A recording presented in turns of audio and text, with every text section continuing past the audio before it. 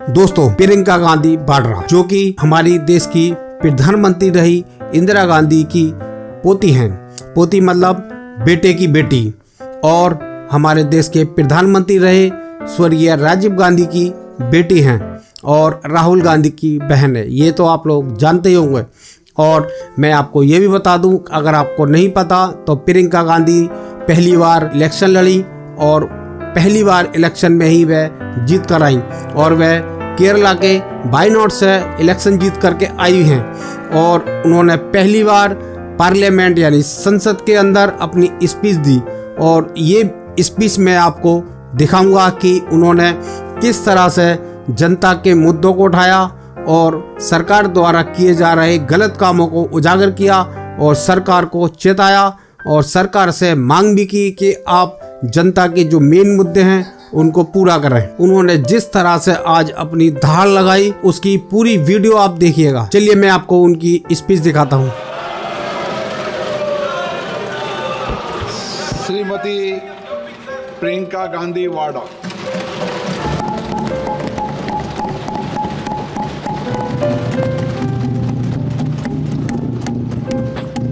नमस्कार। माननीय अध्यक्ष महोदय जी, आज आपने मुझे इस सभा में बोलने का मौका दिया, इसके लिए मैं आपकी बहुत बहुत आभारी हूँ। सबसे पहले जो सुरक्षाकर्मी, जो जवान अफसर 13 दिसंबर को संसद की सुरक्षा के लिए शहीद हुए, उनके प्रति मैं श्रद्धांजलि व्यक्त करना चाहती हूँ। महोदय, हजारों साल पुरानी हमारी देश की धर्म की एक पुरानी परंपरा रही है। ये परंपरा संवाद, चर्चा की रही है। एक गौरवशाली परंपरा है जो दर्शन ग्रंथों में, वेदों में, उपनिषदों में दिखती है। वाद विवाद और संवाद की हमारी पुरानी संस्कृति है। अलग अलग धर्मों में भी, इस्लाम में, सूफियों में, बौद्ध धर्म में, जैन धर्म में, सिख धर्म में भी ये वाद संवाद, ये चर्चा बहस, इसकी संस्कृति रही है। इसी परंपरा से उभरा हमारा स्वतंत्रता संग्राम। हमारा स्वतंत्रता संग्राम विश्व में एक अनोखा संग्राम था, एक अनोखी लड़ाई थी जो अहिंसा और सत्य पर आधारित थी। ये वाद संवाद की जो परंपरा है, इसको इस संग्राम ने आगे कैसे बढ़ाया? क्योंकि ये जो संग्राम था, ये जो लड़ाई थी हमारी आज़ादी के लिए, एक बेहद लोकतांत्रिक लड़ाई थी। इसमें देश के किसान, देश के जवान, देश के मजदूर, देश के अधिवक्ता, देश के बुद्धिजीवी, चाहे किसी भी जाति के हों, चाहे किसी भी धर्म के हों, चाहे किसी भी भाषा को बोलते हों, सब इस स्वतंत्रता संग्राम में शामिल हुए। सब ने हमारे देश की आज़ादी की लड़ाई लड़ी।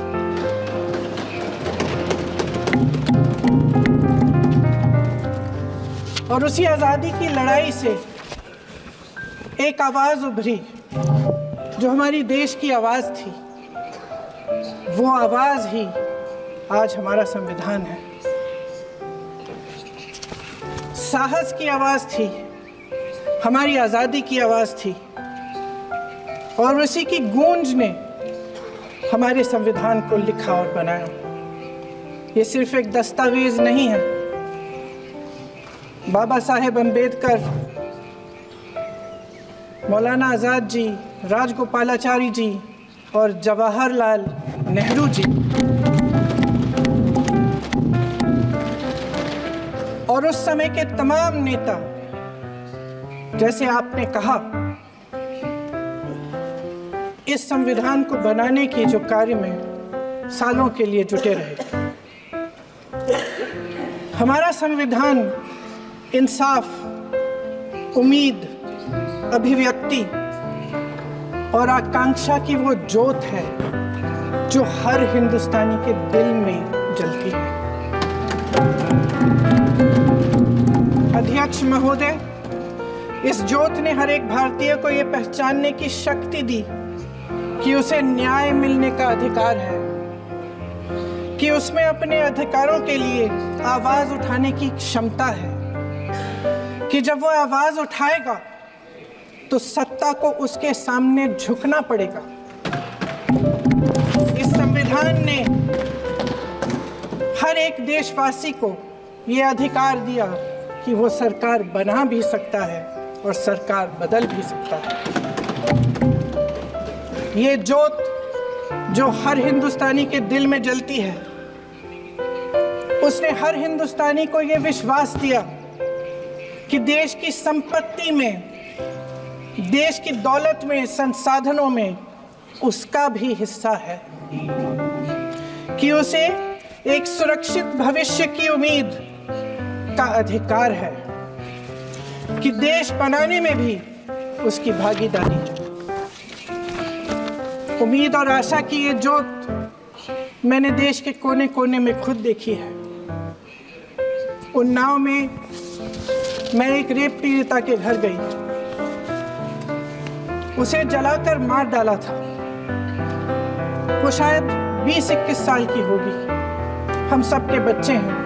हम सोच सकते हैं कि अगर हमारी बेटी के साथ बार बार बलात्कार हुआ और फिर जब वो अपनी लड़ाई लड़ने के लिए गई तो उसको जलाकर मार डाला गया होता तो हम पर क्या बीतती। मैं उस बच्ची के पिता से मिली।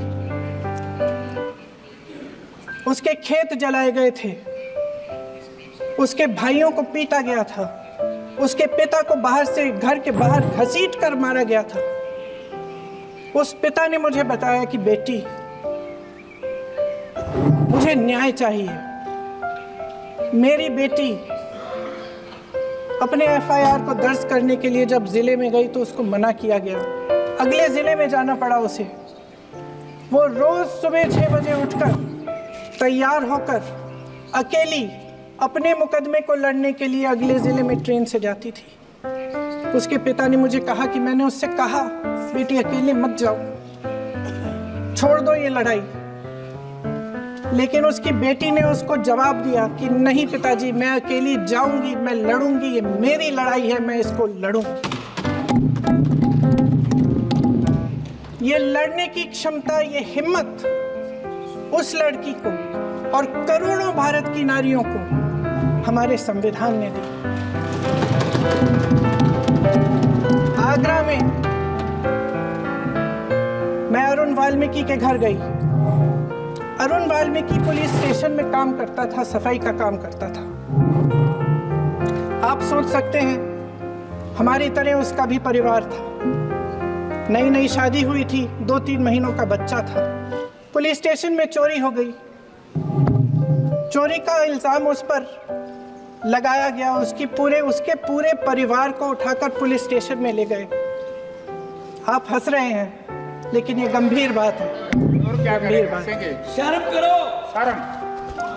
अरुण वाल्मीकि को पीट पीट के मार डाला, उसकी बीवी को पीटा, उसके पिता के नाखून निकाले, उसके पूरे परिवार को पीटा गया।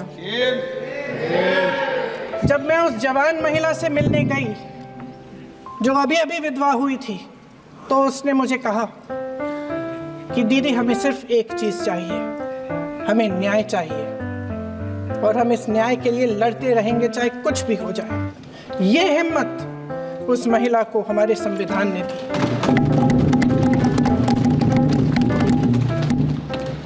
संभल के कुछ लोग आए थे हमसे मिलने, जो मृतकों के परिवार के सदस्य थे।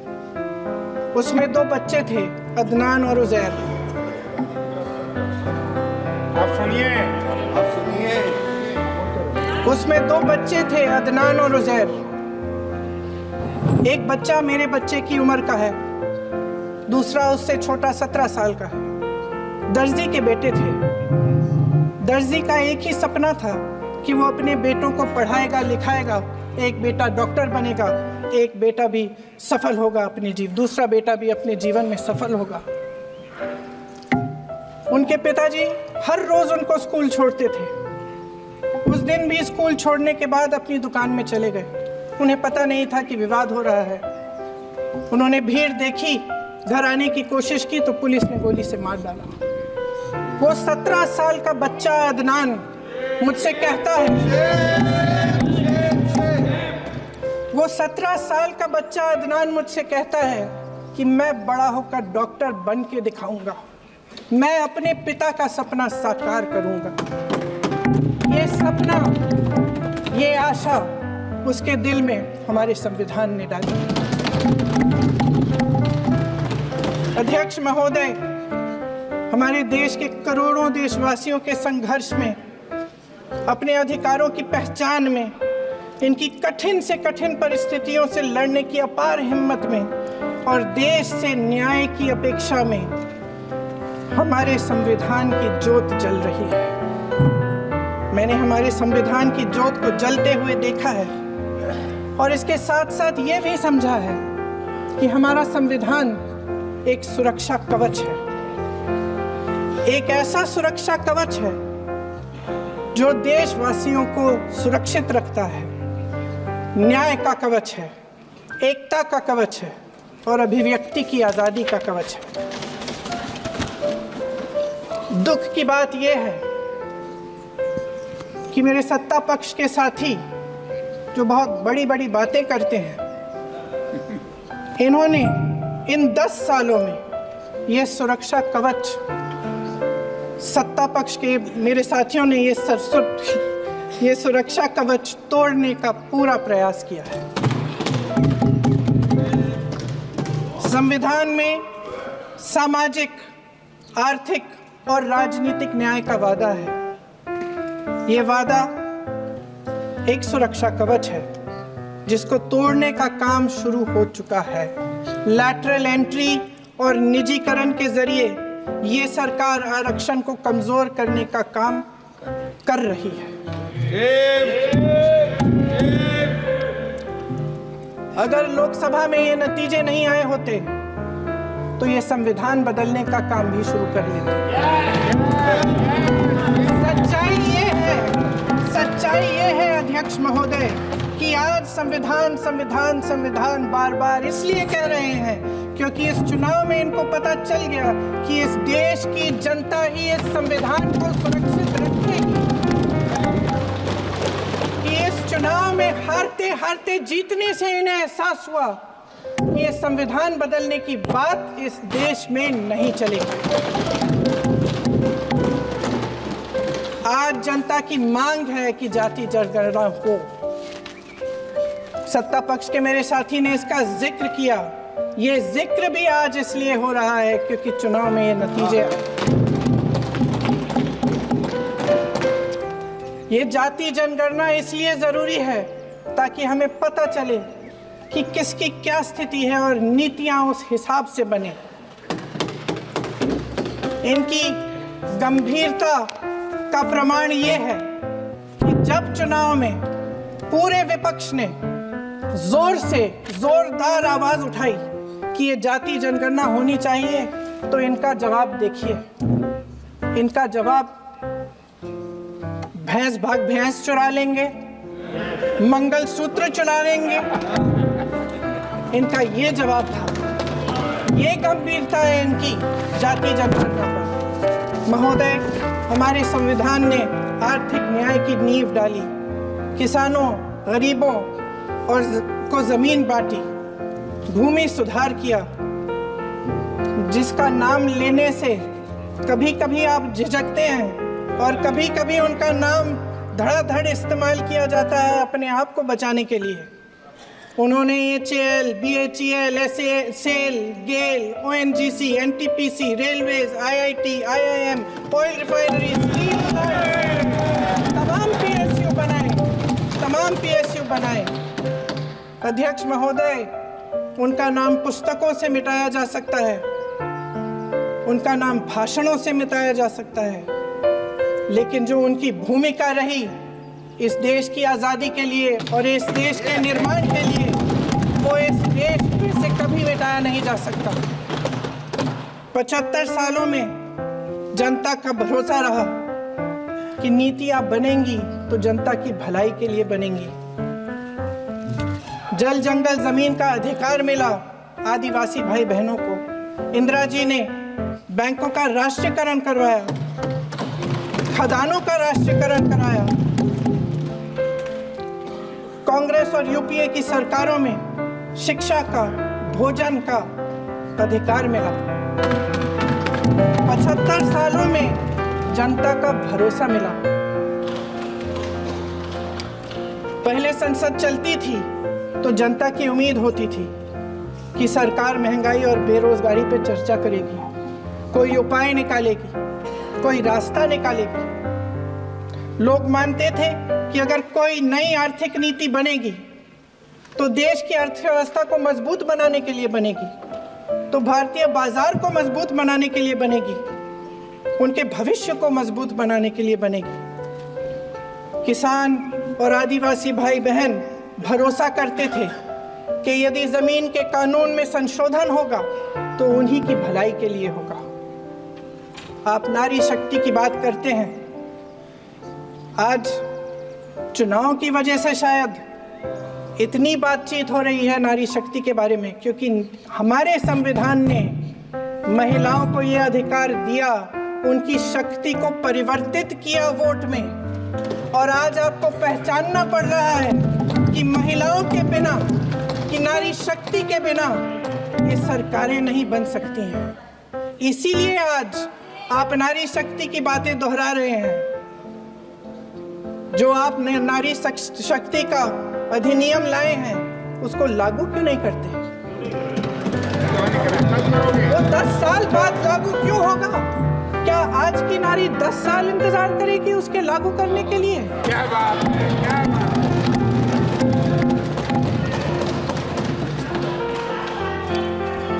आज संसद में बैठे हुए सत्ता पक्ष के मेरे साथी ज्यादा से ज्यादा अतीत की बातें करते हैं।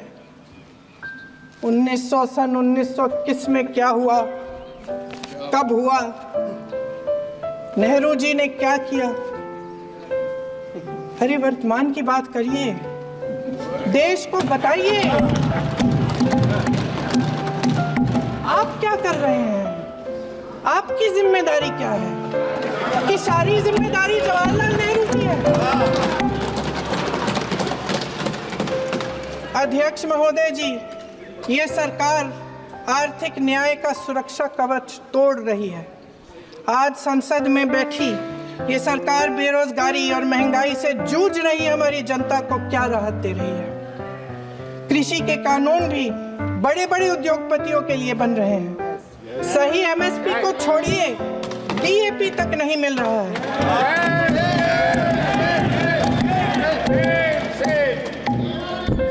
वायनाड से लेकर ललितपुर तक इस देश का किसान रो रहा है। आपदा आती है तो उसको कोई राहत नहीं मिलती। भगवान भरोसे है आज इस देश का किसान, उसको छोड़ दिया गया।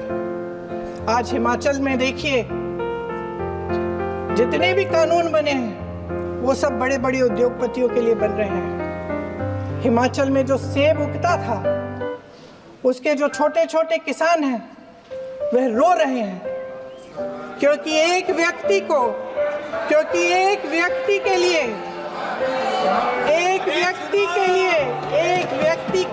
सब कुछ बदला जा रहा है। सुनने की हिम्मत रखो।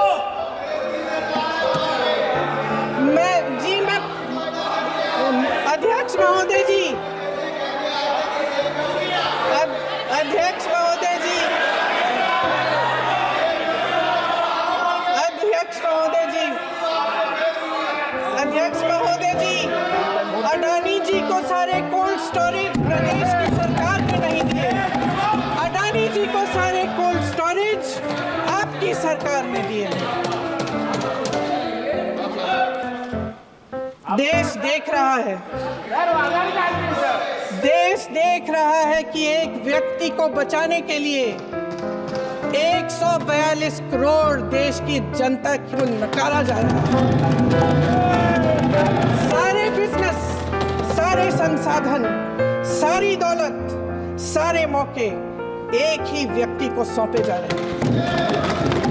सारे बंदरगाह, एयरपोर्ट्स, सड़कें, रेलवे का काम, कारखाने, खदानें, सरकारी कंपनियां सिर्फ एक व्यक्ति को दी जाए। जनता के मन में हमेशा ये विश्वास होता था कि अगर कुछ नहीं है तो संविधान हमारी सुरक्षा करेगा। मगर आज आम लोगों के बीच ये धारणा बनती चली जा रही है कि सरकार सिर्फ अडानी जी के मुनाफे के लिए चल रही है।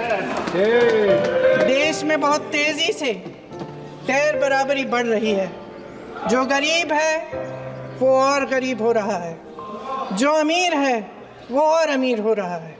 इस सरकार ने आर्थिक न्याय की भी सुरक्षा कवच तोड़ दिया है। राजनीतिक न्याय की जब बात होती है, मेरे सत्ता पक्ष के साथी आज खड़े हुए और तमाम गिनती करने लग गए कि ऐसा हुआ वैसा हुआ 1975 में जो हुआ, तो सीख लीजिए ना, आप भी सीख लीजिए। आप भी अपनी गलतियों के लिए माफी मांग लीजिए। आप भी बैलेट पे चुनाव कर लीजिए। आप भी बैलेट पे चुनाव कर लीजिए। दूध का दूध, पानी का पानी हो जाएगा। आप राजनीतिक न्याय की बात करते हैं, सरकारों को पैसों के बल पर गिरा देते हैं।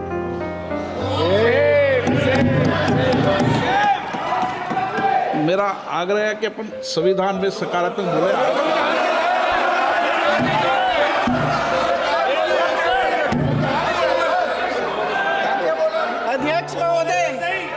अध्यक्ष महोदय, सत्ता पक्ष के हमारे साथी ने एक उदाहरण दिया उत्तर प्रदेश की सरकार का, तो मैं भी एक उदाहरण दे देती हूँ महाराष्ट्र की सरकार का। मैं भी एक उदाहरण दे देती हूँ हिमाचल की सरकार को तोड़ने की कोशिश किसने की? पैसों के बल पे की गोवा की सरकार। तमाम उदाहरण। क्या ये सरकारें जनता ने नहीं चुनी थी? क्या संविधान इन पर लागू नहीं था? पूरी देश की जनता जानती है कि इनका हंसती है, जानती है कि इनके यहाँ तो वॉशिंग मशीन है।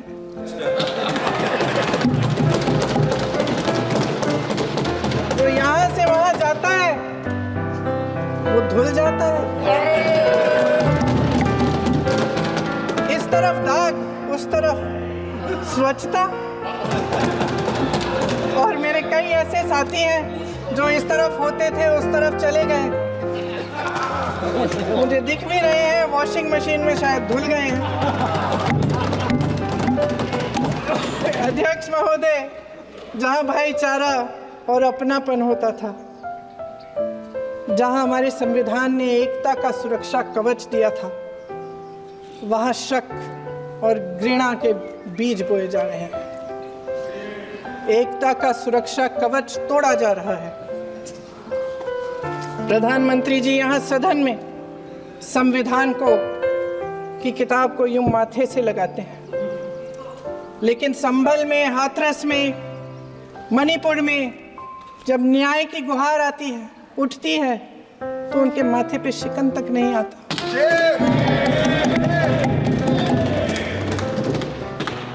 शायद समझ नहीं पाए हैं कि भारत का संविधान संघ का विधान नहीं है।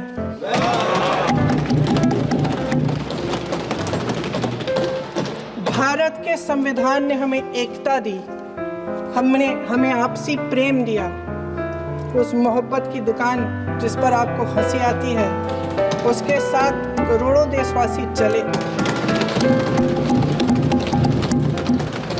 करोड़ों देशवासियों के दिल में एक दूसरे के लिए प्रेम है, घृणा नहीं है।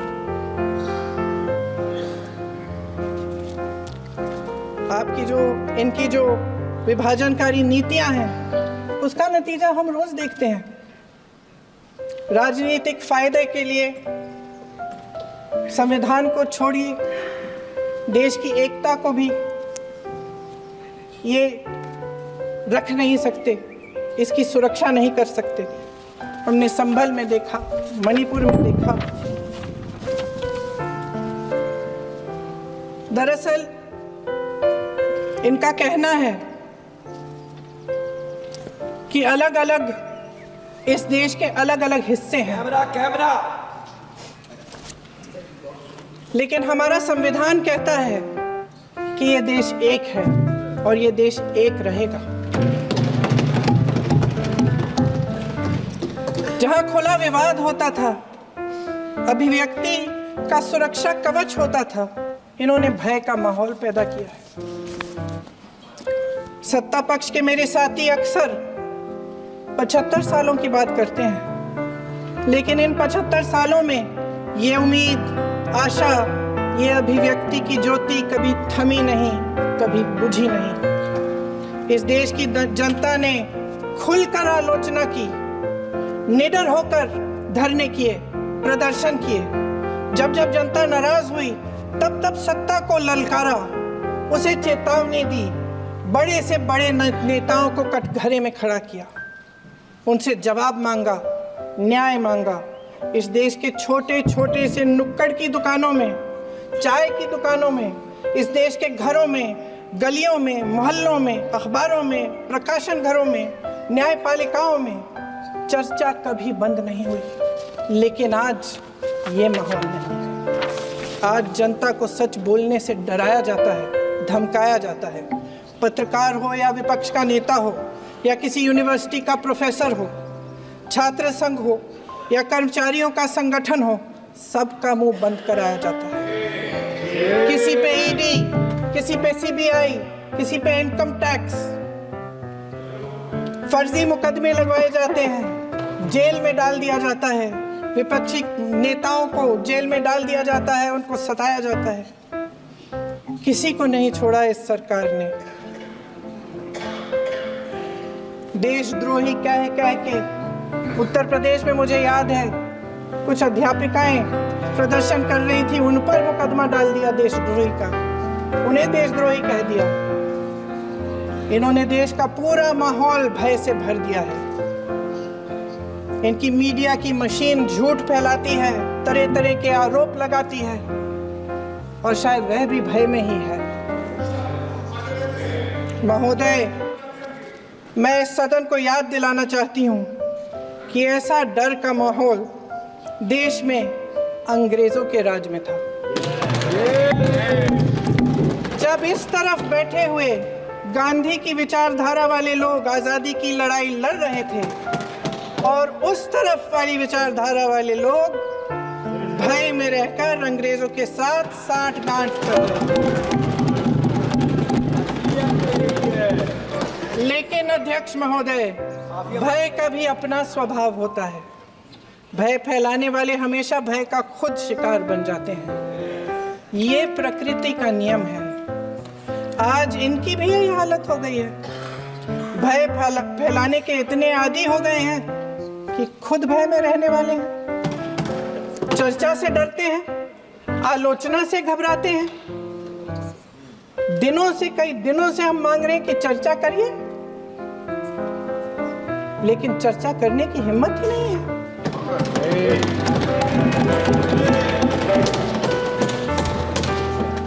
एक कहानी होती थी अध्यक्ष महोदय, शायद बचपन में आपने भी सुनी होगी। राजा भेष बदलकर बाजार में आलोचना सुनने जाता था। ये सुनने जाता था कि प्रजा मेरे बारे में क्या कह रही है, मैं सही रास्ते पे चल रहा हूं कि नहीं। लेकिन आज का राजा, भेष तो बदलते हैं आज के राजा, शौक तो है उनको भेष बदलने का, लेकिन न जनता के बीच जाने की हिम्मत है और न आलोचना सुनने की। महोदय, मैं तो सदन में नहीं हूं।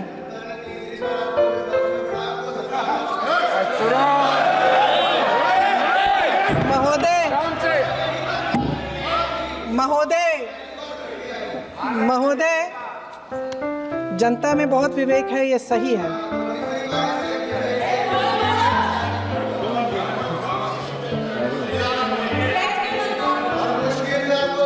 अच्छा महोदय, मैं सदन में नहीं हूँ, मैं सदन में नहीं हूँ। कुछ हाँ ठीक है, मैं सदन में नहीं हूँ, मात्र 15 दिनों से आ रही हूँ, लेकिन मुझे ताज्जुब होता है कि इन 15 दिनों में इतनी बड़े बड़े इश्यूज हैं, इतनी बड़ी बड़ी बातें हैं, प्रधानमंत्री जी मात्र एक दिन के लिए, शायद 10 मिनट के लिए दिखे हैं सभा। बात यह है अध्यक्ष महोदय जी कि ये देश भय से नहीं, साहस और संघर्ष से बना है। इसको बनाने वाले देश के किसान, जवान, देश के करोड़ों मजदूर और गरीब जनता है। संविधान इनको साहस देता है। मेहनती मिडिल क्लास है और इस देश के जो करोड़ों देशवासी हैं, जो रोजाना भयंकर परिस्थितियों का सामना करते हैं, उनको साहस देता है।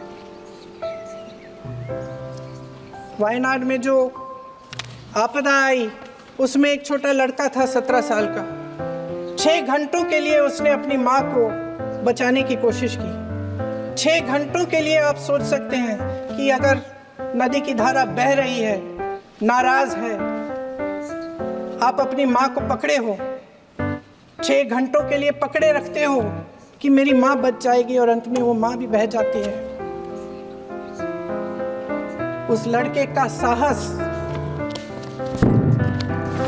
उन महिलाओं का साहस जो पीड़ित हैं लेकिन फिर भी अपनी लड़ाई लड़ रहे हैं, उन संभल के बच्चों का साहस जिनके पिताजी अभी अभी गुजर गए लेकिन फिर भी उनके सपनों को साकार करने की हिम्मत है, उनका साहस है, वो साहस इस संविधान ने दिया है। वो आत्मविश्वास इस संविधान ने दिया है। ये देश भय से नहीं चल सकता, ये देश साहस से ही चलेगा। भय की भी सीमा होती है, और जब वो सीमा पार हो जाती है, जब किसी को इतना दबाया जाता है कि उसको लगने लगता है कि अब मेरे पास खोने के लिए कुछ नहीं है, तब उसमें एक ऐसी शक्ति पैदा होती है जिसके सामने कोई कायर खड़ा नहीं हो सकता। ये देश कायरों के हाथों में ज्यादा देर तक कभी नहीं रहा है। ये देश उठेगा, ये देश लड़ेगा, सत्य मांगेगा, सत्यमेव जयते। जय हिंद।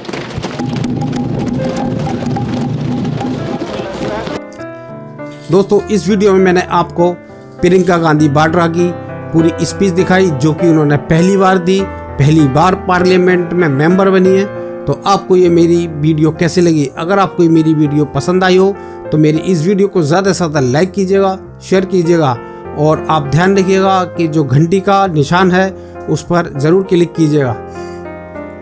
आपको ये वीडियो देखने के लिए आपका बहुत बहुत शुक्रिया।